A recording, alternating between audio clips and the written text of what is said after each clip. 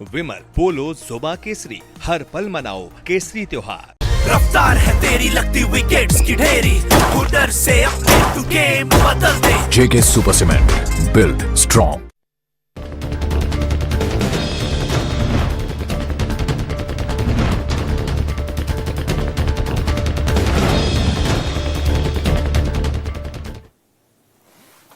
नमस्कार। आज सबसे बड़ा सवाल में मैं आपके साथ पूजा राठौर शर्मा।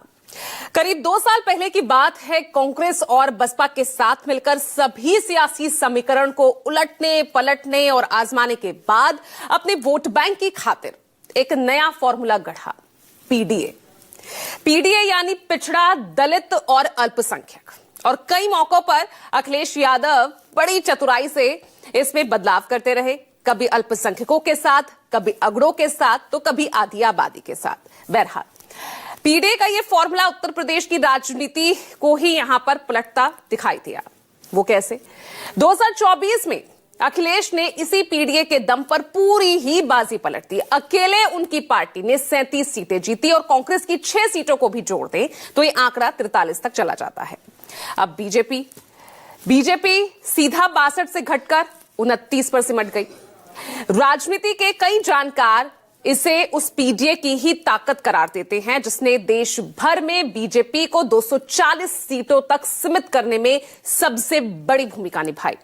जाहिर तौर पर अखिलेश के लिए पीडीए एक आजमाया हुआ हथियार बन चुका है और अब वो उसे और धार देकर 2027 के विधानसभा चुनावों में उतारना चाहते हैं, जबकि बीजेपी पीडीए की इसी धार को हर हाल में कुंद करना चाहती है।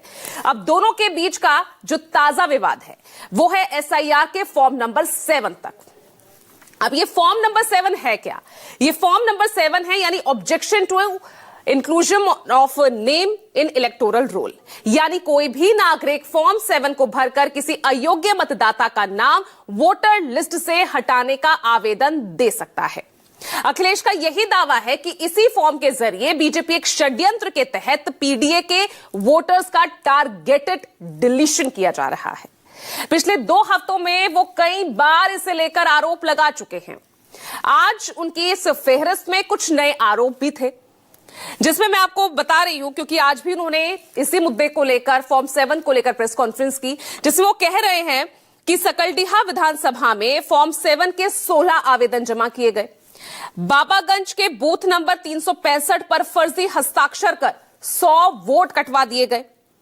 वहीं सपा विधायक जियाउद्दीन रिजवी की पत्नी का वोट कटवा दिया। उधर अयोध्या का भी उदाहरण देते हुए उन्होंने कहा कि एक बूथ पर 181 नोटिस जारी हुए, जिनमें से जो 76% है वो पीडीए समाज के लोग हैं और उन्होंने दावा किया कि इनमें 46% नोटिस यादव और मुस्लिम समुदाय के लोगों को दिए गए। अब इस पर पलटवार करते हुए सीएम योगी इसे समाजवादी पार्टी और कांग्रेस की झल्लाहट करार दे रहे हैं।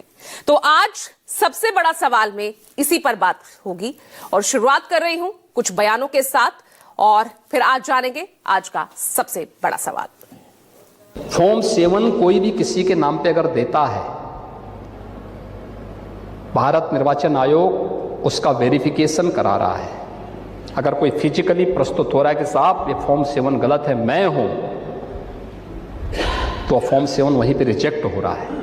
भारतीय जनता पार्टी की जो सीक्रेट बैठक थी, सीक्रेट बैठक में ये तय हुआ था कि हर लोकसभा में वोट काटवाया जाएगा, समाजवादी पार्टी जहां जहां जीती है, और उसी को विधानसभा स्तर पर लेकर जाया जाएगा और विधानसभा स्तर से बूथ स्तर तक ले जाया जाएगा। वही एक्सरसाइज है। और आइए अब जान लेते हैं क्या है आज का सबसे बड़ा सवाल।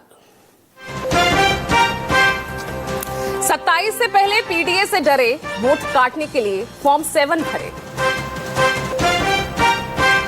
यूपी में कट रहे अखिलेश के वोट या नीयत में खोट।